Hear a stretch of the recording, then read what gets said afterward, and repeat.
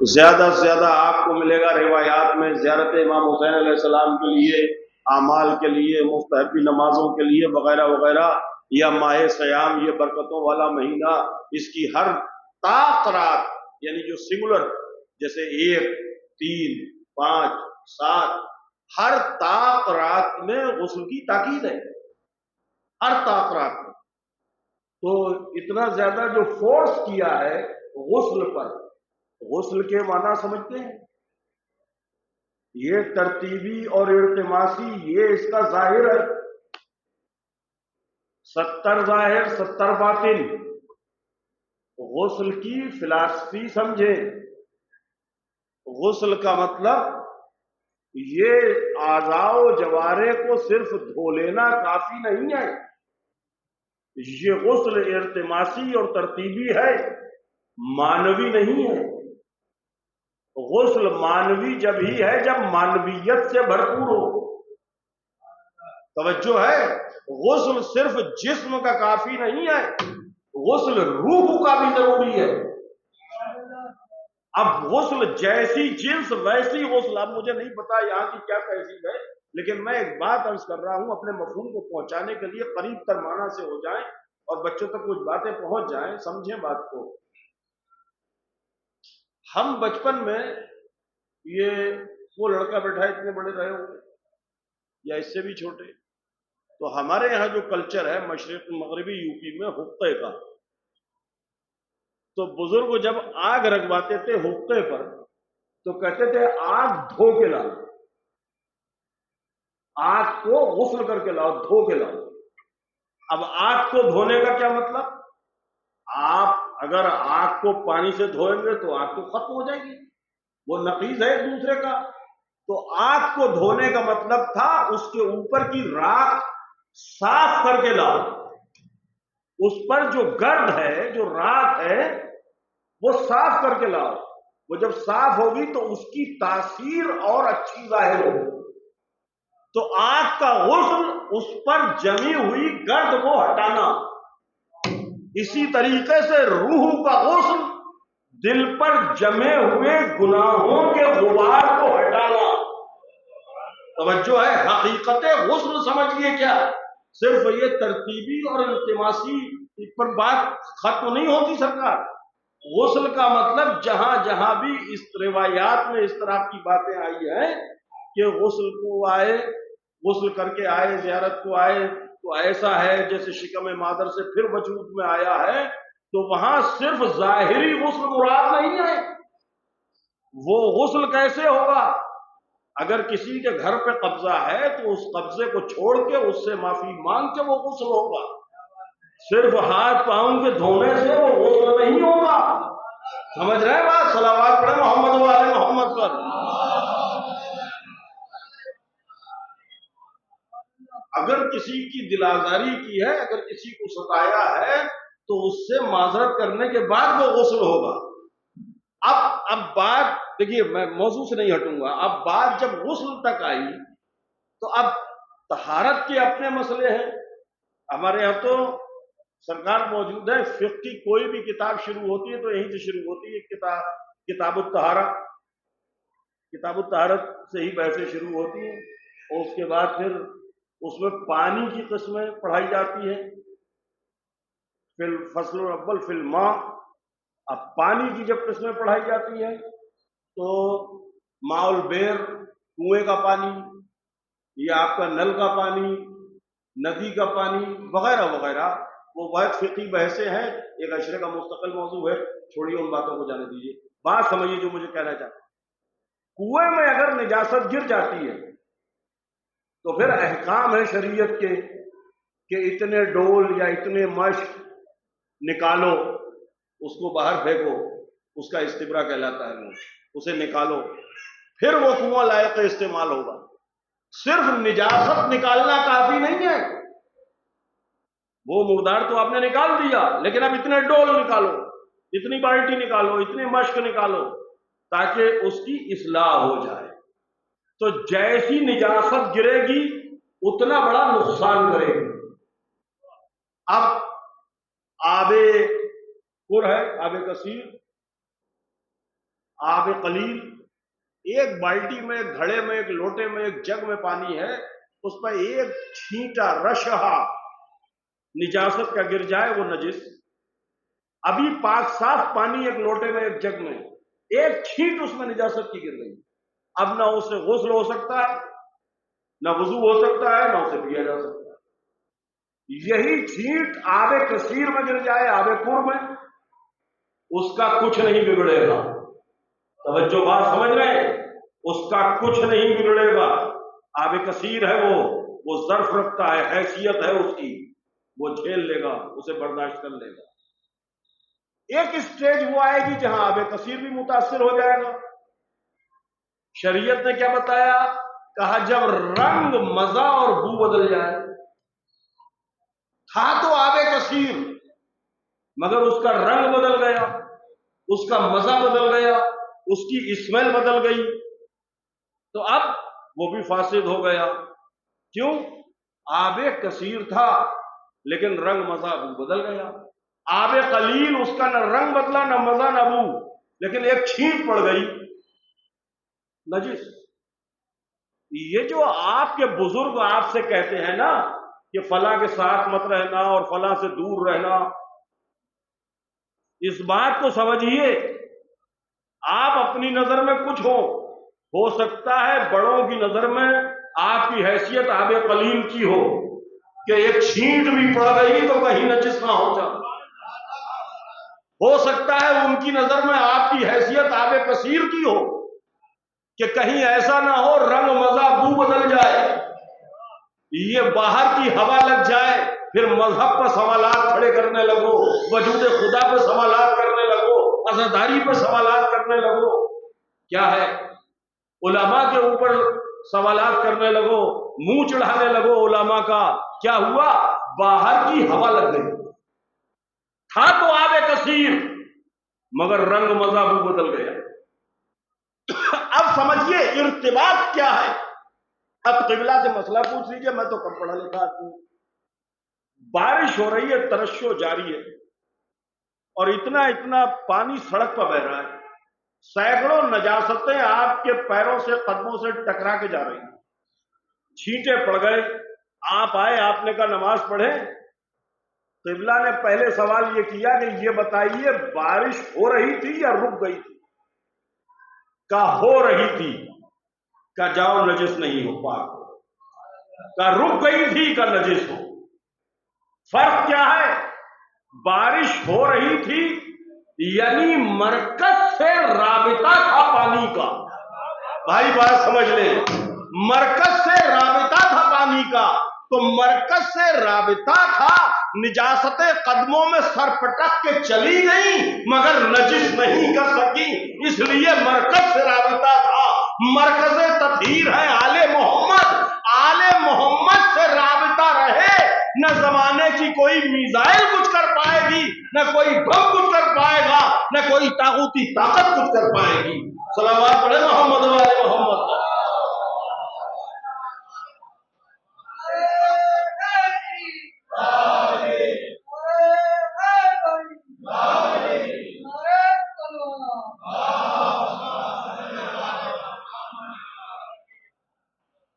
طاقت کے اب آپ دیکھیے، اس کو پریکٹیکل دیکھیے، طاقت کے نفاذ کے لیے، وجود کے لیے طاقت کا نفاذ ضروری ہے، ارتباط ضروری ہے۔ ایک درخت پر آم لگا ہے، وہ آم یوں ہی میچور نہیں ہوتا ہے، اس کو سرکار نمو چاہیے، بارش چاہیے، اس کو دھوپ چاہیے، اس کو اوس کی ضرورت ہے، اس کو زمین کی ضرورت ہے، اس کو ہوا چاہیے ہر طرح کی، گرم اور سرد، وہ میچور ہو جاتا ہے، خوش ذائقہ ہو جاتا ہے، خوش رنگ ہو جاتا ہے۔ وہی آم درخت سے گرا اور زمین پر پڑا ہوا ہے، جو ہوا، بارش، اوس، شبنم اس کے لیے معاون تھی، کوآپریٹو تھی، اس کو میچور کرنے میں، اس کے ذائقے میں، اس کے رنگ میں، وہی بارش، وہی ہوا اسے سڑا گلا کے، وہی سورج اسے سڑا گلا کے ختم کر دے گا۔ یہی چیزیں تو مددگار تھی اس کے وجود میں، انہی چیزوں نے اسے ہلاک کر دیا۔ کیوں؟ فرق سمجھ۔ اب وہ اگر اڑکڑنے لگتا کہ میں تو سورج سے فیضاب ہوا ہوں، مجھے تو شبنم سے فائدہ ملا ہے، مجھے بارش نے سینچا ہے، مجھے پروان چڑھایا ہے ہوا نے، مجھے پروان چڑھایا ہے زمین نے، مرکز کو بھول جاتا تو یہ نااہلی تھی۔ وہی پھل جب زمین پر گر گیا تو انہی چیزوں نے اسے سڑا گلا کے ہلاک کر دیا۔ بات سمجھیے، انہی چیزوں نے اسے سڑا گلا کے ہلاک کر دیا۔ کیا ہوا؟ اس کا اصل، اس کی جڑ، اس کی جو اصل تھی وہ تھا درخت سے وابستہ رہے۔ جب تک درخت سے وابستہ تھا یہی چیزیں اسے فیض پہنچا رہی تھی۔ جب اپنے مرکز سے ٹوٹ کے گر گیا، جب اپنے مرکز سے بچھڑ گیا تو وہی سورج جو اسے فائدہ پہنچا رہا تھا اس نے اسے جلا ڈالا، وہی ہوا جو اسے فیض پہنچا رہی تھی اس نے اسے ہلاک کر دیا، وہی بارش جو اسے نور دے رہی تھی اس نے اس میں سڑک پیدا کر دی۔ کیا ہوا؟ کہ مرکز سے بچھڑ گیا۔ بس عزیزان گرامی، یہی فلسفی ہے۔ ہم جب تک در علی سے خود کو وابستہ رکھیں گے، ہمارا علم، ہماری دولت، ہمارا پیسہ، ہمارا شعور، سب کچھ ہمارے لیے فائدے مند ہے۔ جس دن مرکز سے منحرف ہو گئے اس دن کچھ کام نہیں آئے۔ تو اصل چیز ہے مرکز سے وابستگی۔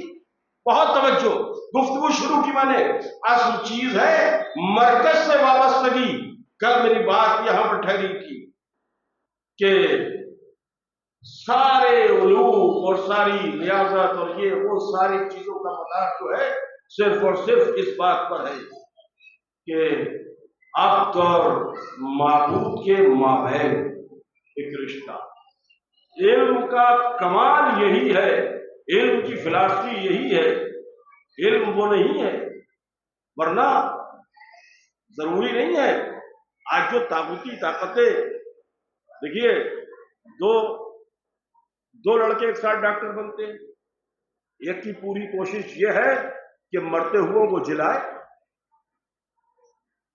ایک کو کوئی انٹرسٹ نہیں، کسی کا کچھ ہو، ہمیں اپنے فائدے سے مطلب ہے۔ تو دونوں میں طبعاً تو فرق ہے، ضروری نہیں ہے کہ فطری طور پر وہ موالج ہو۔ اب فرق سمجھیے، اسلام کیا ہے؟ اسلام ایک لمحے کے لیے بھی آپ کو ڈیوٹیز سے جدا نہیں کرتا۔ آپ یہ کہہ کے نہیں بچ سکتے کہ ہم تو سنڈے کو فری ہوں گے تو نماز میں آئیں گے، ہم تو ڈاکٹر صاحب ہیں۔ نہیں، شریعت کہتی ہے آپ ڈاکٹر صاحب نہیں ہیں، آپ مسلمان ڈاکٹر ہیں۔ تو اب آپ پر وہ ڈیوٹیز لاگو ہوں گی جو دین بتائے گا۔ اب شریعت بتائے گی کہ آپ پر کس کا علاج کرنا واجب ہے، کس کا واجب عینی ہے، کس کا واجب کفائی ہے، کس سے فیس لینا ہے، کس سے نہیں لینا ہے۔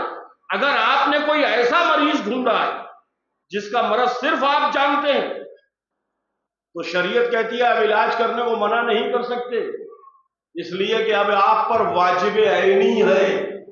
اب اگر یہ ہلاک ہو گیا تو آپ قاتل نفس قرار پائیں گے۔ اب دیکھیے، آپ جس مولا کی صف ازا بچھائے بیٹھے ہیں، فرق کیا ہے ہمارے مطمع نظر میں اور اوروں کے مطمع نظر میں؟ بات تو سمجھیے، مولا کائنات جا رہے ہیں جنگ کے لیے، ایک مقام پر رکے، ایک حربہ ہاتھ میں ہے، تیر یا نیزہ کمان کچھ بھی، اور لشکر کو، ادھر دیکھیے میری طرف، لشکر کو مولا نے یوں روکا اور انسٹرکشن دیتے ہوئے فرماتے ہیں اے خبردار، عورتوں سے مت بولنا، بچوں پر ہاتھ مت اٹھانا، کھیتیوں پر گھوڑے مت دوڑانا، درختوں کو مت کاٹنا، زمینوں کو برباد مت کرنا۔ کوئی تم پر ہتھیار اٹھائے تب اس پر ہتھیار اٹھانا، کوئی ہتھیار پھینک کے بھاگے تو اسے جانے دینا۔ نظریہ کیا بنایا دنیا نے؟ کہ جنگ میں سب جائز ہے، لیکن جناب امیر نے کیا فرمایا؟ جنگ میں سب جائز نہیں ہے، جنگ میں وہی ہونا چاہیے جو اسلام میں جائز ہے۔ یہ جناب امیر علیہ السلام کی تعلیم ہے کہ جنگ میں وہی ہونا چاہیے کہ جو اسلام میں جائز ہے۔ اس لیے شعار اسلامی یہی ہے کہ ہم کبھی نہتوں پر حملہ نہیں کرتے، ہم عورتوں اور بچوں پر حملے نہیں کرتے، یہ اسلامی شعار ہے، یہ مولا نے تعلیم دی ہے، اسلام یہ کہتا ہے کہ آپ اگر اقتدار میں ہیں، پاور میں ہیں، تو آپ کو اسلام کو فالو کرنا ہے۔ اگر ہم پر کوئی حملہ کر رہا ہے تو ہمیں دفاع کرنا ہے، اور تعلیمات در آل محمد علیہ السلام کی انسان کو اتنے اعلی اقدار پر لے جاتی ہے، کل کی گفتگو جہاں تھی، جہاں وہ عبد معبود سے ملحق ہونے کی کوشش کرتا ہے، جہاں بندہ خدا سے ملنا چاہتا ہے، پھر نہ اسے طاقت سے خوف ہوتا ہے، نہ فوجوں سے خوف ہوتا ہے، نہ سارے زمانے کی بڑی طاقتوں سے خوف ہوتا ہے، اس لیے اس کی نظر میں رضائے رب ہے۔ اور اسلام کی فلسفی یہ پیغام ہے، آپ سمجھیے، اس بات کو سمجھیے، اسلام کی فلسفی یہی ہے، تسلی نہیں ہے ہمارے ہاں، ترقی ہے۔ سمجھیے ارتقاء اور تسلی کا فرق، یہ بچوں کے لیے میں عرض کر رہا ہوں۔ اگر ہم نے کچھ کر لیا، کوئی جاب ہو گیا تو دیٹس اٹ، ہو گئے، یہ تسلی ہے۔ یہ مولا فرماتے ہیں جیسے ہو ویسے بن کے دکھاؤ، ویسے لگو، ہمارے لیے زینت کا سبب بنو، باعث فخر بنو، ہر فیلڈ میں منزل کمال تک پہنچو۔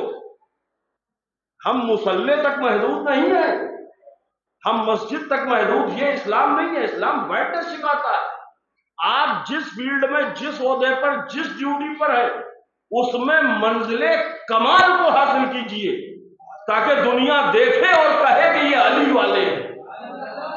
کسی شعبہ، اگر یہ اسلام ہے ہی نہیں، اگر آپ ایک بات کو سمجھیے، یہ جو ثواب کا چورن ہے نا، اس فلسفے کو سمجھیے، دین ترقی کی طرف لے جاتا ہے۔ اچھی طریقے سے سمجھ لیجئے اس بات کو، دین ترقی کی طرف لے جاتا ہے، یہ دین نہیں ہے۔ کا مومن کون؟ کہا جو بال الجھے ہوئے ہوں، پیٹ دھسا ہوا ہو، آنکھیں گھسی ہوئی ہوں، پیوند لگے ہوں، جی نہیں، یہ ڈیفائن نہیں ہے۔ یہ یعنی صورت شکل سے جتنا بڑا احمق لگے اتنا ہی بڑا مومن، یہ کون سا دین ہے؟ آپ جہاں بھی ہیں، بات کو سمجھیے، جناب امیر کی مجلسیں ہیں، آپ جہاں بھی ہیں اپنے دین کے ایمبیسڈر ہیں، آپ میسنجر ہیں۔ آپ کو دیکھ کے یہ لگے گا کہ یہ ایسے ہیں تو ان کے رہنما کیسے ہوں گے، ان کا دین کیسا ہوگا۔ آپ صرف ذوالفقار کے قصیدے پڑھیں اور آپ کا ہاتھ بھی نہ اٹھتا ہو، یہ نہیں، اب وہ پڑھیے ثواب ہے، ارے ثواب ہے، آپ تسبیح پڑھتے رہیے بھائی اس کی، لیکن دین یہ چاہتا ہے کہ میدان عمل آپ سے خالی نہ رہے۔ اگر میدان عمل شریعت، آپ سوچیں تو بات کو، میری بات سمجھے، ایک بار صلوات پڑھے محمد و آل محمد۔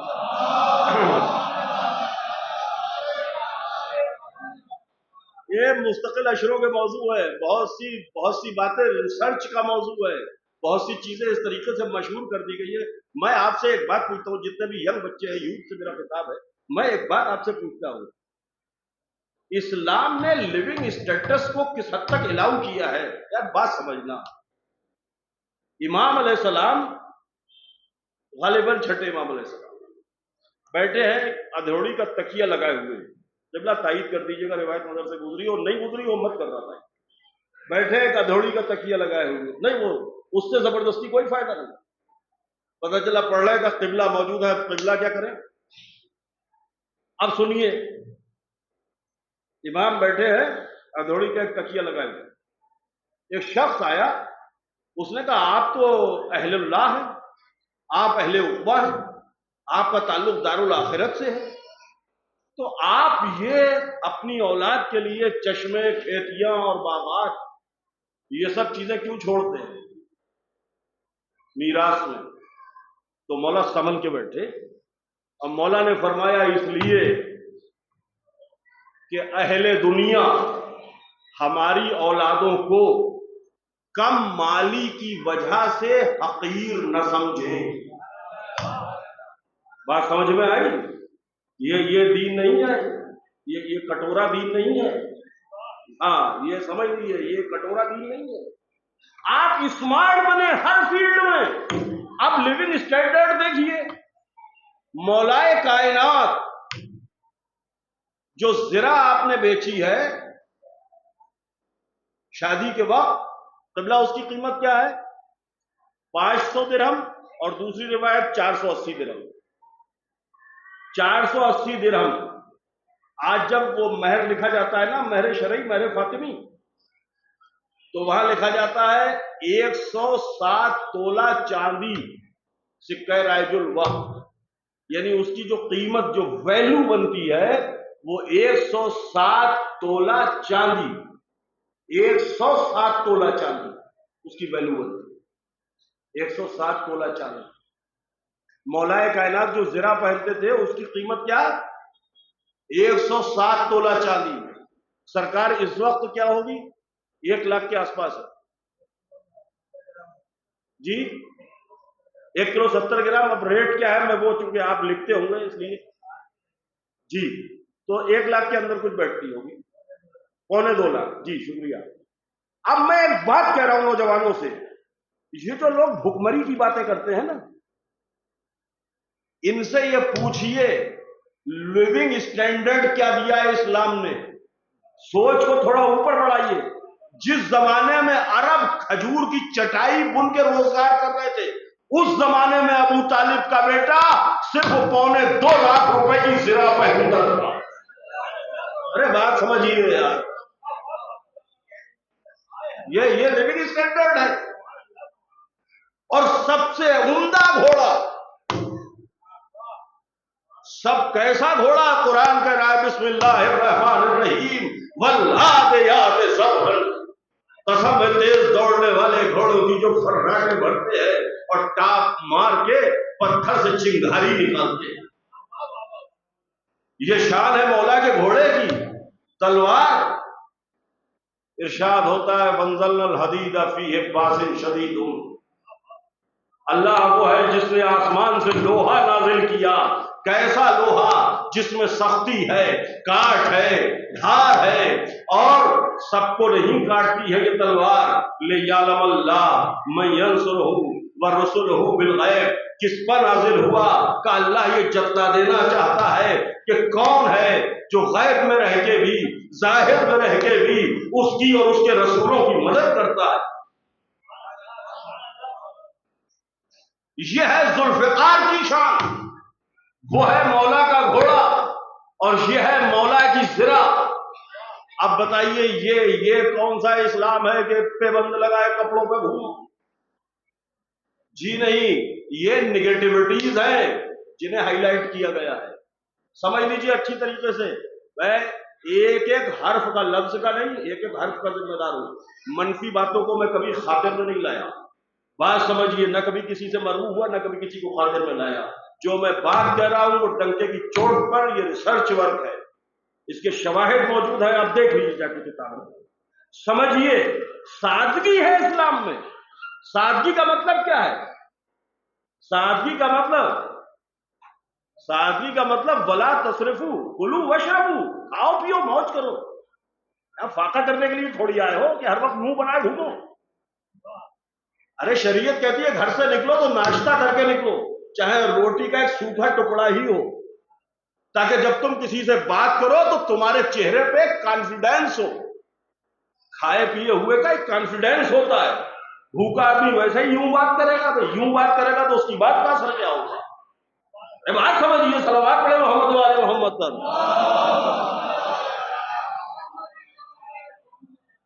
اسلام جناب امیر کی وجہ سے ہے، اسلام حماقت کے لیے آیا ہی نہیں ہے بھائی. یہ نگیٹو باتیں ہیں جو مشہور کی گئی. سادگی کا مطلب کیا ہے؟ کلو واشربو ولا تسرفو، اسراف نہ کرنا. اس پتہ چلا تم نے 50,000 پرفیوم پر خرچ کر دیا اور محلے میں کوئی بیوہ ہے جس کے ہاں مجلس کا تبرک نہیں ہے، تو یہ پرفیوم پر خرچ مت کرو، اس کے ہاں مجلس کا تبرک پہنچا. وہ اسراف کو منع کیا ہے، اسٹینڈرڈ الاؤ کیا ہے اسلام نے. اس لیے کہ تم صورت شکل سے اسمارٹ دکھو گے تو تمہاری بات الگ پتہ چلے گی. آج جو پوری دنیا میں غلغلہ ہے کس بات کا ہے؟ اگر ٹیکنالوجی نہ ہوتی ان کے پاس، آپ بتائیے، اگر وہ پنچر جوڑتے رہتے صاحب، اگر علماء ہمارے اس راہ میں کام نہ کرتے، اگر کھجوریں بنتے رہتے اور کھجور بیچتے رہتے اور پنے توڑتے رہتے کھجوروں کے، آج مولا کے نقش قدم کو عملی طور پر علماء نے ثابت کیا کہ آؤ ہم کسی میدان میں پیچھے نہیں ہیں، اس لیے اس کے ماننے والے ہیں جو کسی میدان میں پیچھے. صلوات پڑھے محمد والے محمد.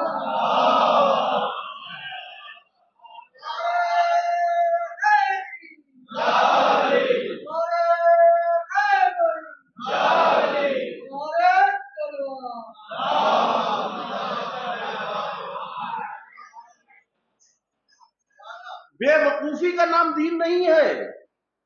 اسی لیے شریعت کی اصطلاح میں ایک لفظ استعمال ہوتا ہے مرفوع القلم. مرفوع القلم کا مطلب یہی ہے سرکار. یا قبلہ موجود ہے، ایک لڑکا کوئی ادھر سے نکلا، ایک شخص، اس کے ایک پیر میں چپل تھی، ایک پیر میں چپل نہیں تھی، ایک ڈنڈا ہاتھ میں تھا، 10 لڑکے اس کے پیچھے گھوم رہے تھے تالی بجاتے ہوئے. ہم نے کہا اپنے والا ہے، اسے بلائیے نماز کے لیے. کیوں نہیں بلاتے؟ یہ بھی اپنے والا ہے، یہی مسجد اس کی بھی ہے، بلائیے نماز کی. بولے نہیں اس پر نماز ساقط ہے. کیوں ساقط ہے؟ ارے بولے جائیے، یہ خانہ عقل خالی ہے، اس کا یہ مفقود العقل ہے، اس لیے مرفوع القلم ہے، اس پر نماز ساقط ہے. کیوں نماز ساقط ہے؟ کہ پاگل ہے، اس لیے اس سے شریعت ہٹا لی گئی. پاگلوں پر روزے نماز کا ساقط ہونا اس بات کی دلیل ہے کہ دین گدھوں کے لیے نہیں آیا. سمجھ رہے ہیں بات؟ صلوات پڑھے محمد والے محمد.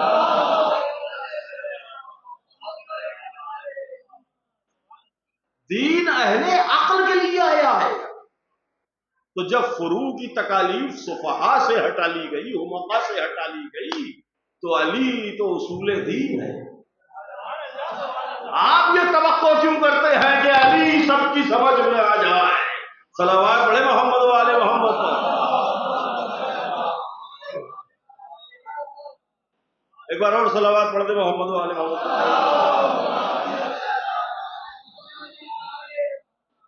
دین ارتقاء ترقی. میں بات مربوط کر دوں انشاءاللہ. بہت سی چیزیں لکھی تھی، سوچی تھی، اتنا وقت نہیں ملتا. بات سمجھیے، جناب امیر علیہ السلام کو نہیں، سمجھیے بات کو، دین کو ہم سمجھیں. دیکھیے، ارتقاء، پرموشن، حکیم مطلق نے، بچوں سے عرض کر رہا ہوں، حکیم مطلق نے سرکار، حکیم مطلق نے ہیومن نیچر میں پرموشن کو رکھا ہے. توجہ، یہ شعر نہیں ہے جو دوبارہ ارشاد ہو جائے، ایک ہی بار میں سمجھیے. حکیم مطلق نے ہیومن نیچر میں پرموشن کو رکھا ہے، ترقی کو رکھا ہے. نہیں، بچہ جب اس دنیا میں آتا ہے وہ وہاں کرتا ہے، اور وہی بچہ پھر بڑا ہوتا ہے اسٹیپ بائی اسٹیپ. آپ کا بچہ جب 4-5 برس کا ہوتا ہے، 2-3 برس کا ہوتا ہے، جب اس کا دودھ چھوٹ جاتا ہے تو اس کے بعد وہ چاکلیٹ مانگتا ہے، غبارہ مانگتا ہے، ٹافی مانگتا ہے. لیکن تھوڑا آگے بڑھتا ہے وہ سائیکل مانگتا ہے، پھر بائک کی ڈیمانڈ کرتا ہے، پھر کہتا ہے فلاں گاڑی دلواؤ، ٹاٹا سٹی لوں گا اور یہ لوں گا وہ لوں گا. کیوں؟ اس کی فکری طور پر جو استدراج ہے، اسٹیپ بائی اسٹیپ، اسے کہتے ہیں استدراج، جو step by step natural promotion ہے. بات سمجھ رہے ہیں؟ اسٹیپ بائی اسٹیپ جو نیچرل پرموشن ہے. بھائی جب یہ 3 برس کا تھا تو چاکلیٹ مانگ رہا تھا، 6 برس کا سائیکل مانگ رہا ہے، 15 برس کا بائک مانگ رہا ہے، 22 برس کا کار مانگ رہا ہے. یہ ڈیمانڈ چینج کیوں ہو رہی ہے؟ کہ چونکہ اس کا شعور ترقی کر رہا ہے. ہائے ہائے، جیسے جیسے شعور ترقی کر رہا ہے اس کی تمنائیں بلند ہوتی جا رہی ہیں. سمجھ گئے؟ تو آپ تمناؤں کو بلند رکھیں تاکہ پتا چلے کہ آپ کا شعور ترقی کر رہا ہے. کسی خون نہ کرے میری باتوں کا، کسی منزل پر تسلی نہ کریں کہ ہمارا بچہ سیٹ ہو گیا، جاب ہو گئی، دیٹس اٹ. نو، نہیں، ترقی کا مطلب یہ ہے کہ منزل کے بعد پھر آگے کی سوچیں کہ اس کے آگے کیا ہے، اس کے آگے کیا ہے۔ اور یہ تو ہمیں جب ہم فضائل پڑھتے ہیں مولا کے تو فضیلت کے ہر گوشے میں ہر پہلو ہے۔ ادنو منی ادنو منی ادنو منی، معراج کی صدائیں ہمیں یہ درس دیتی ہے کہ اور ترقی کرو، اور ترقی کرو، اور ترقی کرو۔ توجہ، جو ان علیہ السلام کے فضائل ہیں ان کے ہر گوشے سے ہمارے لیے ترقی کی رائے۔ مولائے کائنات نے اپنے ظاہر دور میں سڑک بنوائی، اور منزل کی جو فلسفی ہے اس کو سمجھے۔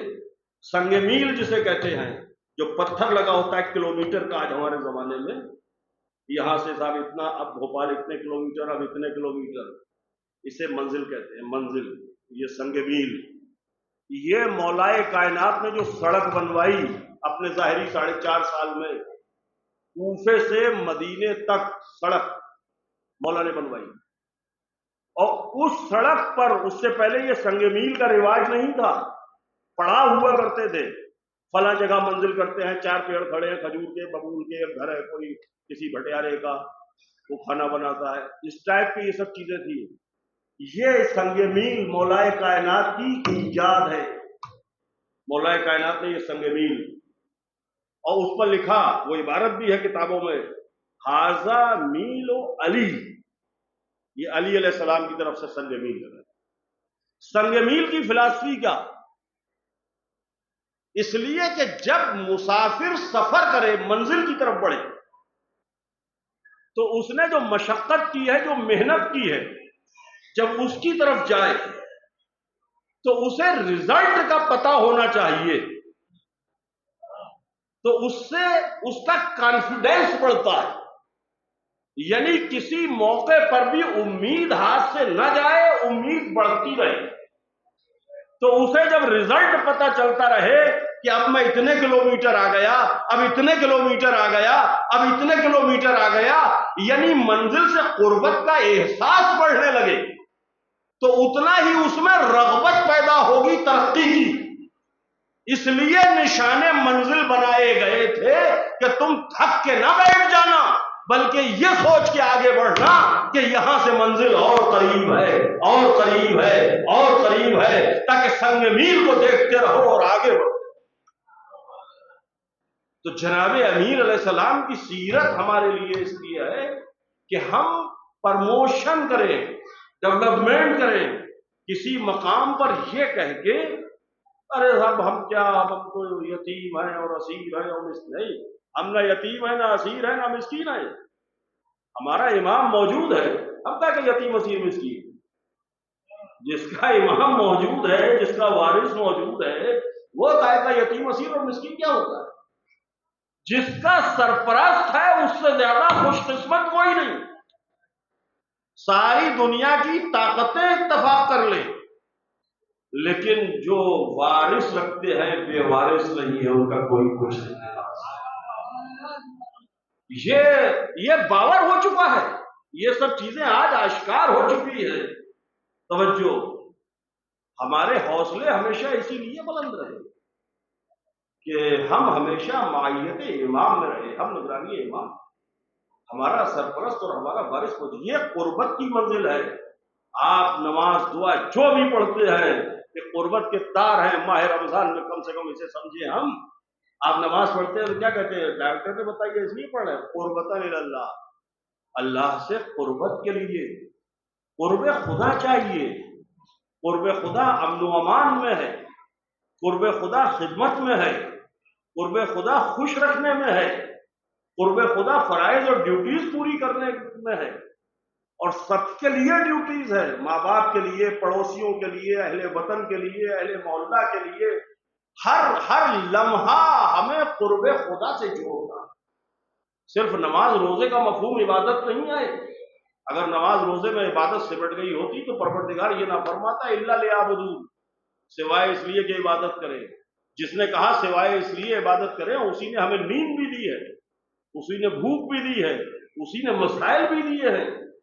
تو آپ اگر کاروبار کے لیے نکل رہے ہیں، کسب حلال، تو حدیث روایت میں ہے کل مجاہد فی سبیل اللہ، جو شخص کسب حلال کے لیے نکل رہا ہے، جاب پہ جا رہا ہے، کاروبار کر رہا ہے، وہ ایسا ہے جیسے فی سبیل اللہ مجاہد۔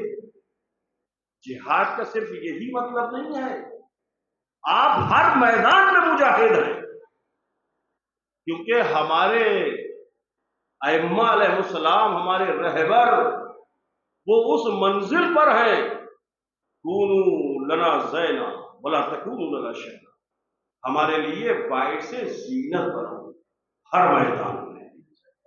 قرب الہی کی ایک منزل ہے، اس بات کو ہم سمجھے۔ صبح کی 2 رکعت نماز پڑھتا ہوں، بس آخری بات انشاءاللہ کل بات ہوگی، اس بات کو ہم سمجھے قربۃ اللہ، اللہ سے قربت کے لیے۔ اللہ سے قربت کا مطلب کیا؟ اب آپ بتائیے، جب آپ نے کہا کہ صبح کی 2 رکعت نماز پڑھتا ہوں قربۃ اللہ، تو کیا ابھی تک دور تھے؟ اچھا پھر سمجھیے، ایک بات پڑھے دیتا ہوں، ایک بار صلوات پڑھے محمد و آل محمد پر، سب مل کے صلوات پڑھیں۔ بات سمجھیے، میں پوری کوشش یہ کرتا ہوں کہ بچوں کے لیے جو مجھے آتا ہے وہ بیان کریں۔ اب سمجھیے بات، قرب اور بود یہ ایک قانون ہے، ایک زاویہ ہے، اصطلاح علماء عرفان میں قانون قرب و بود یہی ہے، دونوں طرف سے دوری برابر۔ اب جب آپ کہیں گے قربۃ اللہ، تو قرب کی 2 قسمیں ہیں سرکار، یا سن رہے ہیں؟ پڑھوں، قرب کی 2 قسمیں ہیں، قرب کی 2 قسمیں ہیں۔ اب جب آپ نیت کریں گے نا قربۃ اللہ، تو اس کو سمجھیں پہلے۔ قرب کی 2 قسمیں ہیں، قرب زمانی اور قرب مکانی۔ قرب زمانی آئی مین دس، ود ان پیریڈ ہم کسی سے قریب ہوں گے۔ قرب مکانی، ود ان پلیس ہم کسی سے قریب ہوں گے۔ جیسے ہم سب اس رضا خانے میں، اس شہر میں بیٹھے ہیں، تو ہم جگہ کے اعتبار سے قریب ہیں۔ ہم سب سن 2026 مارچ میں ایک جگہ ہیں، تو ہم پیریڈ زمانے کے اعتبار سے قریب ہیں۔ تو یہ قرب زمانی ہوگا اور یا قرب مکانی، یا تو ہم کسی سے ود ان پلیس قریب ہوں گے یا ود ان ٹائم۔ اب آپ کہیے قربۃ اللہ، وہ نہ زمان میں آتا ہے نہ مکان میں۔ بات پہنچ رہی ہے؟ بات سمجھ رہے؟ وہ نہ زمان میں آتا ہے نہ مکان میں، نہ ود ان ٹائم اس سے قریب ہوا جا سکتا ہے، نہ ود ان پلیس۔ اگر وہ مکان اور زمان میں آ جائے تو مکان یا زمان ہو جائے گا ظرف برتن، اور وہ ہو جائے گا مظروف۔ جب وہ مظروف، ابھی نیت شروع ہوئی ہے نماز کی، جب وہ مظروف ہو گیا تو ظرف اس سے پہلے ماننا پڑے گا۔ جب ظرف اس سے پہلے ماننا پڑا تو وہ قدیم نہ رہا، حادث ہو گیا۔ اب جب حادث ہو گیا، قدیم نہ رہا، حادث ہو گیا، جب حادث ہو گیا تو اس کے اجزاء ماننا پڑیں گے۔ جب اجزاء مان لیے تو ایک جز دوسرے جز کا محتاج ماننا پڑے گا۔ جب محتاج مان لیا تو پھر قادر نہ رہا، جب قادر نہ رہا تو خدا نہ رہا۔ آپ کا یہ قربۃ اللہ، نہ وہ زمان میں آتا ہے نہ مکان میں۔ قرب زمانی بھی باطل ہے، قرب مکانی بھی باطل ہے۔ اب عرفا نے فرمایا یہاں قرب سے مراد قرب مانوی ہے۔ بھائی بات سمجھ لینا، ضائع مت کرنا، قرب مانوی مراد ہے۔ اب یہ جو ہمارا قرب ہے قرب زمانی اور مکانی، اس کے لیے لازم ہے پہلو، سائڈ۔ آپ دیوار سے لگے بیٹھے تو ہم کیا کہیں گے؟ آپ دیوار کے قریب ہیں، یعنی آپ دیوار کے پہلو میں ہیں۔ سرکار آپ ستون کے پہلو میں ہیں، یعنی آپ ستون سے قریب ہیں۔ آپ کے پہلو میں ہیں، آپ سے قریب ہیں۔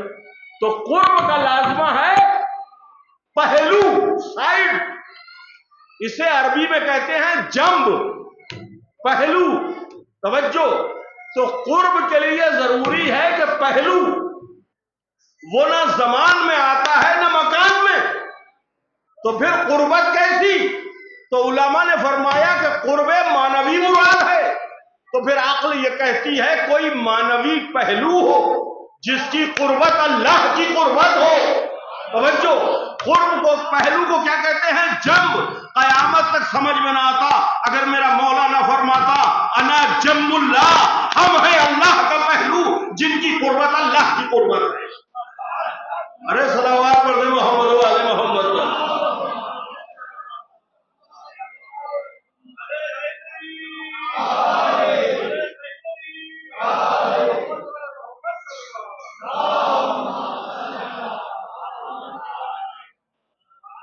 قرب معنوی جب ہی میسر ہوگا، توجہ، جب آل محمد علیہ السلام سے قرب کرو. بس عزیزان محترم، میں گفتگو کو سمیٹ رہا ہوں. ہم فرش عزائے جناب امیر علیہ السلام پر بیٹھے ہیں، شبوں کی مجلسیں ہیں. ان مومنین کے لیے بھی دعا کریں جو اس وقت جنگ کے حالات سے دوچار ہو گئے،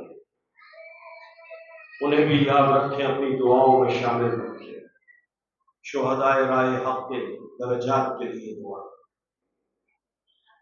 مولا جہاں جہاں بھی شیعہ نے حیدر کرار ہے، موالیہ نے حیدر کرار ہے، سب کو اپنے حفظ و امان میں رکھیں. علماء اعلام کا سایہ ہمارے سروں پر محفوظ رکھ. مراجع صاحب علماء صاحب کی حفاظت اور شہدائے رائے حق کے درجات کی بلندی فرما. یہ جناب امیر علیہ السلام کی شہادت کے دن آپ سمجھیے، روزے کی حالت میں روزہ کھولنے کے بعد آپ نے فرش عزائے جناب امیر بچھایا. تصور کریں ہم اس گھر کا جو مسجد کے کچھ ہی فاصلے پر ہے، اور جب مسجد سے ایک آواز بلند ہوئی جو ملک کی آواز تھی کہ ارکان ہدایت منہدم ہو گئے اور امیر المومنین کو قتل کر دیا گیا. حذیفہ یمان دوڑے، عبد الرحمن ابن ملجم، عزاداران امام مظلوم کس حد تک عداوت تھی آل محمد سے خواتین لوگوں کو کہ 1000 درہم میں تلوار خریدی گئی تھی اور 1000 درہم کے زہر میں ہو جائے. حذیفہ یمان ننگے پاؤں دوڑے اور یہ ابن ملجم بھٹک رہا تھا، اسے کچھ نظر نہیں آ رہا تھا. جا کے سے پکڑا، کہا تو کیوں یہ سن نہیں رہا ہے، کیا آواز آ رہی ہے؟ کہ میں ضروری کام سے آ رہا ہوں. ہوا کا ایک جھونکا آیا تو یہاں اس کی ابا ہٹی تو تلوار نظر آئی جو خون آلود تھی، تو گردن میں دونوں ہاتھ ڈال کے اسے گرا دیا. جب تک لوگ دوڑ کے آئے گا چھوڑنا مت، یہی جناب امیر کا نافلہ صبح کی پہلی رکعت کا پہلا سجدہ. آواز گونجی اللہ قتل امیر المومنین. عزاداران امام مظلوم، امام حسن علیہ السلام، امام حسین علیہ السلام، کیا بیتی ہے جناب امیر. یعنی آپ دیکھیں وظیفہ شناسی کیا ہے کہ اس وقت جناب امیر علیہ السلام نے فرمایا بیٹا حسن نماز پڑھا، اور جناب امیر علیہ السلام بیٹھے ہیں. جو بھی وقت گزرا اور اس کے بعد آپ نے فرمایا گلیل کا درد اتنی شدت کا تھا، محراب مسجد کی خاک علی اٹھا کے سر میں رکھ رہے تھے. گلیل میں مولا کائنات کو رکھا گیا. دولت سرا کی طرف چلے جناب امیر، ایک آواز بلند ہوئی صحن مسجد میں ایک سجدہ کیا جناب امیر نے. بات کہتے ہیں محراب مسجد کے اسی سجدے میں فزت ورب الکعبہ، رب کعبہ کی قسم میں کامیاب ہو گیا. اور جب دولت سرا میں آئے تو جناب امیر نے فرمایا لوگوں سے جانے ہو کہو بی بی زینب و ام کلثوم سلام اللہ علیہا حضرت الیاس کا ایک پورا کاروان لیے منتظر تھی. جیسے ہی بابا کو دیکھا ایک چیخ نکل گئی. عجب نہیں، جناب امیر نے کہا اس زینب کو رو لینے دو، ابھی کربلا نہیں ہے جہاں رونے پہ پابندیاں ہو، جہاں تازیاں میں ہو. ایک بار لوگ مزاج کرسی کے لیے آنے لگے، جناب امیر بستر پر استراحت فرما رہے ہیں، مشہور طبیب جراح کو بلایا گیا، اس نے پٹی باندھی، ایک رومال آپ کی پیشانی سے باندھا گیا، عزاداران امام مظلوم ایک بار اس طبیب سے پوچھا، جراح سے پوچھا بتاؤ کیا؟ اس نے کہا کہ زہر کالی ہے۔ کا توڑ کیا ہو سکتا ہے؟ کا دودھ پلاؤ، دودھ سے زہر کا اثر کم ہوگا۔ دودھ پلایا گیا، کیا شان ہے میرے مولا کی، اتنے ملزم کو گرفتار کر کے لایا گیا ہے۔ مولا نے فرمایا جب دودھ دیا گیا تو مولا نے فرمایا لم ترا الی عین، اس کی آنکھوں میں دیکھو خوف نہیں دیکھ رہے، اسے بھی میں رہوں گا تو میں اپنا حساب کر لوں گا، اور نہیں تو پھر تمہیں قصاص کا اختیار ہے، اس سے قصاص لے لینا۔ وقت بڑھتا جا رہا ہے۔ اسباء بن نباتہ کی روایت ہے کہ جب جناب امیر نے فرمایا سلمان، حسن و حسین سب سے کہو چلے جائیں، سب چلے گئے، مگر دروازے پر سسکیوں کی آواز محسوس ہوئی کہ دیکھو کون ہے۔ امام حسن نے آ کے دیکھا اسباء بن نباتہ بیٹھے ہوئے ہیں، دروازے سے ٹیک لگائے۔ کہا جناب امیر نے کہا تو سب چلے جائیں، آپ گئے نہیں؟ کہا چھوڑ کے جانے کو جی نہیں کرتا، ایک بار اور اجازت دلوا دے تو اپنے مولا کو دیکھ لوں۔ کہا اسباب ہے، کہہ رہے ہیں کہ چھوڑ کے جانے کو جی نہیں کر رہا ہے، پاؤں نہیں اٹھ رہے ہیں۔ کہا اچھا بلا لو۔ آئے، اسباب بن نباتہ فرماتے ہیں کہ مولا کے چہرے پر جو سردی تھی اور مولا کی پیشانی پر جو رومال تھا وہ سرد تھا، لیکن یہ تمیز نہیں ہو پا رہی تھی کہ چہرے کی رنگت زیادہ زرد ہے یا وہ رومال زیادہ زرد ہے۔ اچھا اسباب جاؤ، خدا حافظ، دلاسا دیا۔ اس کے بعد جناب امیر نے وصیتیں کرنا شروع کی۔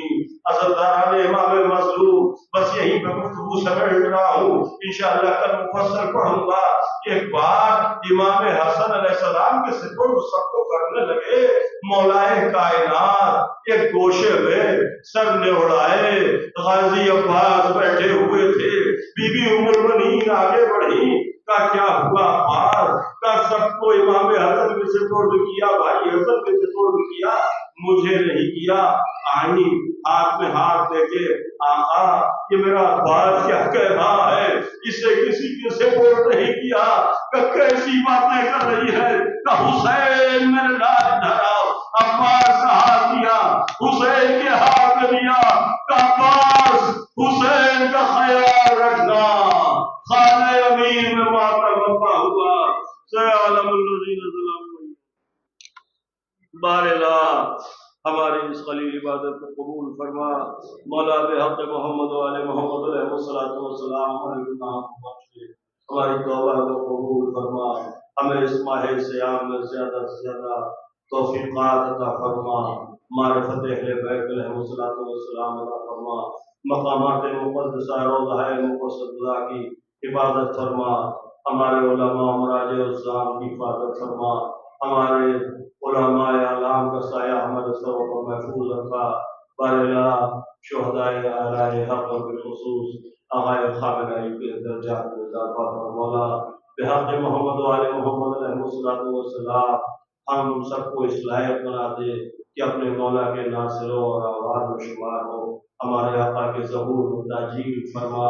بحق محمد و آل محمد علیہ السلام اس دنیا میں پرچم اسلام کو سر بلند و شاداب رکھ، شیعہ حیدر کرار جہاں جہاں ہیں ان کے جان و مال عزت و آبرو کی حفاظت فرما، بالخصوص مومنین ایران جو حملوں کی زد پر ہیں، مولا ان کا تحفظ فرما۔